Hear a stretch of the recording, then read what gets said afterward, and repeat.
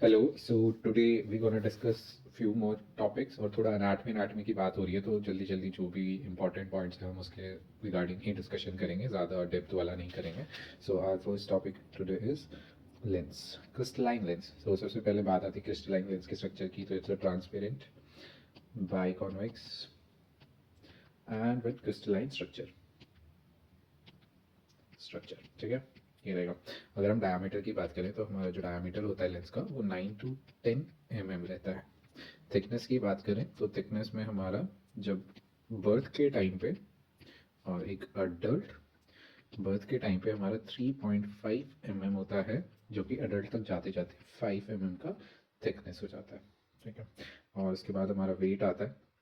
Wait हमारा crystalline lens का 135 milligram 0 to 9 years की एज में ये जाता है अप टू 255 मिलीग्राम 40 to 80 की एज में, ठीक है। एज बढ़ जाती है विद एज के साथ साथ हमारा वेट भी बढ़ जाता है।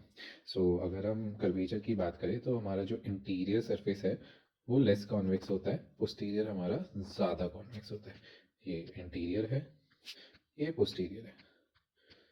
ये कम कॉन्वेक्स है, ये ज़्यादा कॉन्वेक्स है, ठीक है।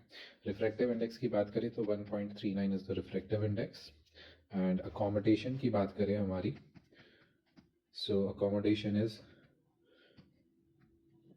14 to 16 डायप्टर होती है हमारी बर्थ के टाइम, जो कि कम होती है with age 7 to 8 dioptre at 25 years of age, और जो कि एंड में 2 to 3 डायप्टर ही बचती है around at 50 years of as.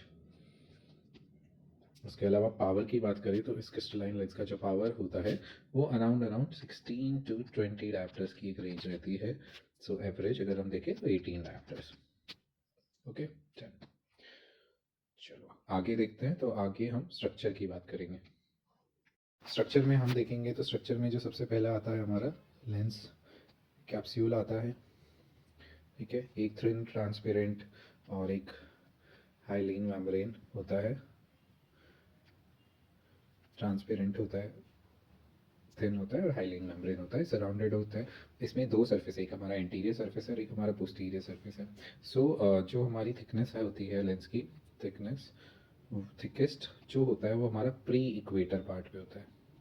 Thickest pre equator पे अराउंड अराउंड 14 माइक्रोन का।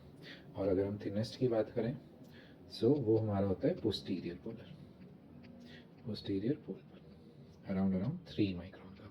सो एक क्वेश्चन आता है कि अगर किसी का स्टेरॉइड स्टेरॉइड किसी ने बहुत ज़्यादा लिया है तो उसको किस टाइप का कैटरेक्ट हो सकता है, तो पोस्टीरियर पोलर पोस्टीरियर सब कैप्सुलर ओपेसिटी उसको आती है, PSC, पोस्टीरियर कैप्सुलर कैटरेक्ट, ठीक है। सो पोस्टीरियर सब कैप्सुलर कैटरेक्ट हो गया हमारा, थिनेस्ट पार्ट पोस्टीरियर पोल पे आता है। उसके बाद जो हमारा सेकंड आता है, सेकंड हमारा आता है एंटीरियर एपिथेलियम। ये एक सिंगल लेयर होता है, एक ही लेयर होती है, क्यूबॉइटल सेल होते हैं, क्यूबॉइटल सेल्स, ठीक है। ये एक्टिवली डिवाइड होता है, एलोंगेट होता है और ये लाइफ लॉन्ग के लिए फाइबर्स बनाता जाता है अपने लेंस के। और उसके बाद जो हमारा जो थर्ड पार्ट आता है विच इज़ इम्पॉर्टेंट, कि जो हमारे लेंस फाइबर्स होते हैं इसमें ये हमारा एपिथेलियम सेल्स होते हैं, एलोंगेट होता है, जो फॉर्म करते हैं लेंस फाइबर्स को। इसमें एक जो पार्ट आता है वो आता है आपका nucleus. This is the oldest fibre, oldest fibres होते हैं हमारे।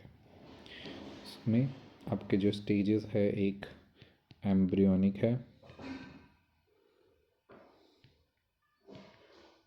उसके बाद एक फीटल है, फिर एक इन्फेंटाइल है और लास्ट हमारा अडल्ट है। सो जो हमारा एम्ब्रियोनिक है ये इनर मोस्ट होता है और ये हमारा आउटर मोस्ट होता है। ये हमारा 3rd मंथ ऑफ जेस्टेशन पे स्टार्ट होता है, ठीक है। जो हमारा फीटल होता है उसके अंदर हमारे वाई शेप सेल्स और इन्वर्टेड वाई शेप सेल्स होते हैं। जो वाई होता है वो एपिकल सेल्स होते हैं और जो इन्वर्टेड वाइज होते हैं हमारे वो बेसल सेल्स होते हैं। तो यहाँ से एक डायरेक्ट क्वेश्चन ऐसा आ जाता है कि इन्वर्टेड वाई या वाई शेप जो हमारे सेल्स होते हैं वो लेंस के कौन से पार्ट में होता है, एम्ब्रियोनिक, फीटल, इन्फेंटाइल या एडल्ट। सो उस हिसाब से आपको आंसर करना है। इन्फेंटाइल जो हमारा होता है, जो डेवलपमेंट जो सेल्स बनते हैं वो हमारे बर्थ से लेके जो भी प्यूबर्टी तक चेंजेस आते हैं। एंड अडल्ट में प्यूबर्टी के बाद जो भी चेंजेस आ रहा है, थ्रू आउट द लाइफ जो भी चेंजेस रहेगा till rest of the life. Done. अभी तो हो गया था हमारा न्यूक्लियस। तो सेकंड क्या रह गया हमारा?